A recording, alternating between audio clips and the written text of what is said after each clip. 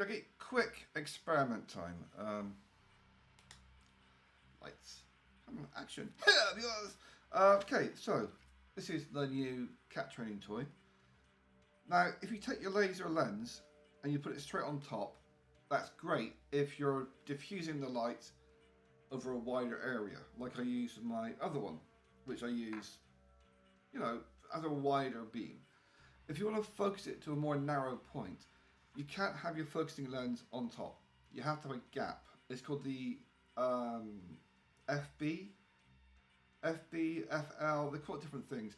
It's basically the focusing distance. So you have to have your lens a certain distance away from here. And it's dependent upon the curvature and the angle of your lens. It will have it in the description. You will have your thickness, 2.3 millimeter, your diameter, 6.5 millimeter, and your focusing point, your focal point, FP, FC, they call it different things. But they have that will be your three numbers, your three main numbers, and of course your height of your actual lens. If I was doing this for somebody else or doing it for specific endeavors, I'd be wearing anti-static gloves and all that kind of bollocks. I'm not. So I'm going to do this. I'm not going to glue it because I actually like the idea of having this with the threaded aspect so I can put on my little doobies.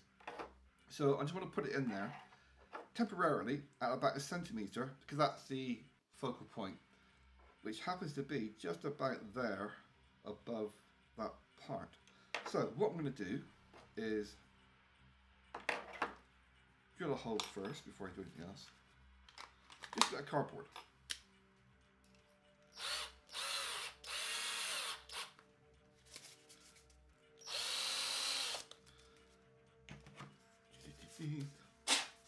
I don't want to clear out all the stuff. I want to leave a little bit in there for grip.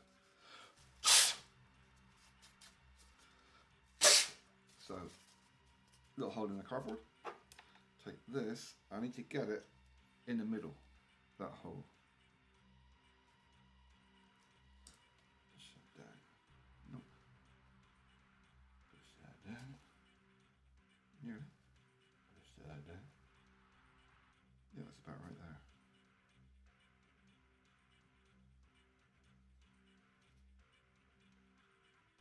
There. Okie dokie.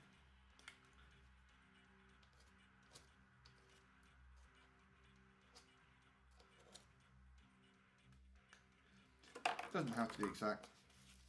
The thing about experimenting, it doesn't have to be precise. A lot of the times when you cock up, it's good because it means you can improve on what you've done. If you're always doing things just right, you're never going to make advancements.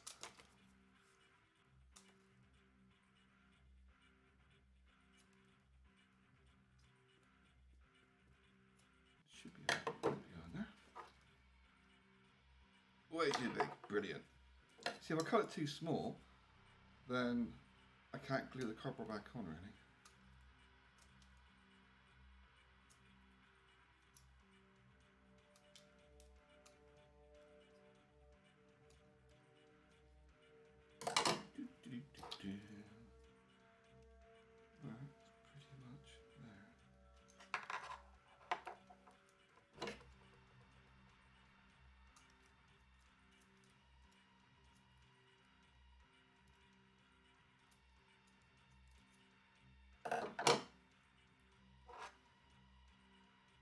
Right, that's about right.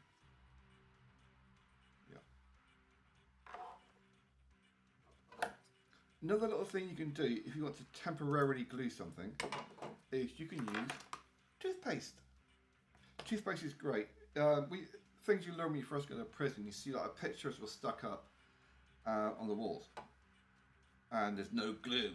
How are they sticking up with no glue? They use toothpaste because your first thought is spunk, but it's not. It's glue.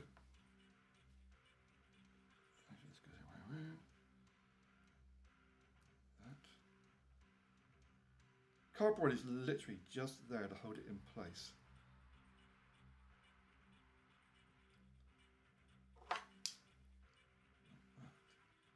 Because I just want to hold it in roughly the right place at the right kind of height. That.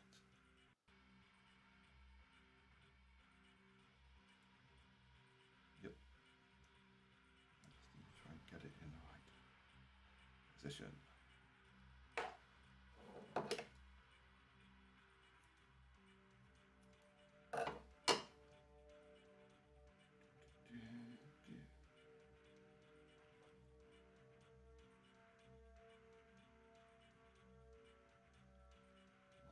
That.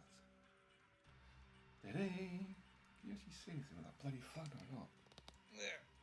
How's that? Right, so essentially holding it in position like this.